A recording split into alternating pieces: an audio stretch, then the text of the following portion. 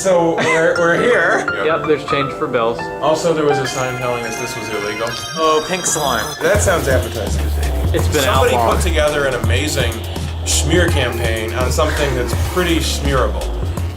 And they took pictures of it. They basically exposed it, and it was like the standard. Okay, we use this product in food. I think did a story on it. It was in, and pretty much everybody knows about it. Lean, finely textured beef, or boneless lean beef trimmings. Yeah, that's what I was trying to say. Yes. Boneless leaf beam trimming. And trimmings. it's the only way I know how to cry. It's like tendons, bones, arteries, ligaments, hearts, intestines. Sometimes some people claim tripe. No, we don't use intestines. Ground up, chopped up, swirled up into a concoction. Yeah, and then it's got huge amounts a solution. of salmonella and E. coli. Okay, it's like the low quality. Yeah. They stick it into. It's like a centrifuge, like a cement mixer, because that's essentially what it is. Yeah. With things like a washing machine that like are used to sort of like heave. They heat it to 100 degrees and it just spins for hours.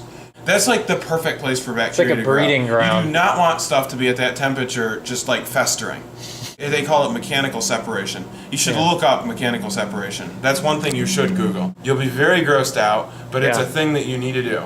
That all of the fat melts off of the bone, it like seeps out. So you're left with the lean, finely textured beef. Spray it with ammonia because it's basically toxic at that point.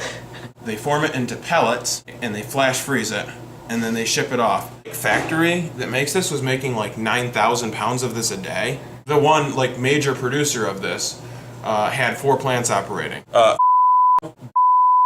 Incorporated. Who has no face. Foods. It's considered to be ground beef, despite the fact that it's tendons and ligaments, and it's not even meat. Trimmings. It's like the low quality stuff. Like stuff. Basically, if you were to like eat everything that had value, whatever's left on the carcass. But that could even be like bones and stuff. Oh yeah, it's bones. There's in some countries that is what they eat. I pity the fool. Well, actually, I don't think they normally eat bones, but they don't really eat ligaments either. Maybe chicken's not pink slime. Chicken nuggets. Probably not. It's possible. It's probably cream slime. No. And they put it in dog food. Just recently, they started putting it in actual human food. If it's 15%, it can say 100% ground beef on it. And then it's going to be like 94% fat-free because it's lean. They melt all the fat out of it. So you're just eating like neck cartilage. And that gives the word ground beef a whole new meaning. The only way to know that you're not getting pink slime is if it says organic, because these things are not certified for organic. 70% of retailers were using pink slime. Basically, every single person says that they're not using pink slime. Not only do they say they're not, but they say that they never were, and that they always knew it was wrong, which, you know, I don't really think anybody cares about anything. Crap, like, they're on to us. We're going to have to stop doing this because they're not buying our products. This is bad PR. Outraged. Hey. I mean, a bunch of the companies that actually make the lean textured beef filler or whatever it's called, one of them filed Chapter 11 bankruptcy. Wow. A bunch of them have gone into, like, crisis mode. I applaud you, America. Well, we don't want to confuse the public. We actually should allow people to make decisions. We don't want to educate the public. Just like our beef, because you're an idiot and you're cheap.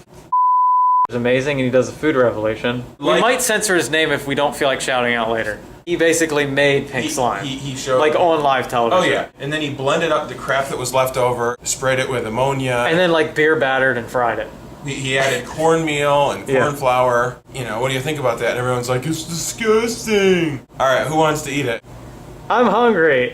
There's a study here that was done by 88% of people were aware of the pink slime. 76% of people were somewhat concerned about pink slime. 30% were extremely concerned. 53% took some action due to pink slime. 24%, 22%, 25% of people took serious action. 80% of people were aware and concerned.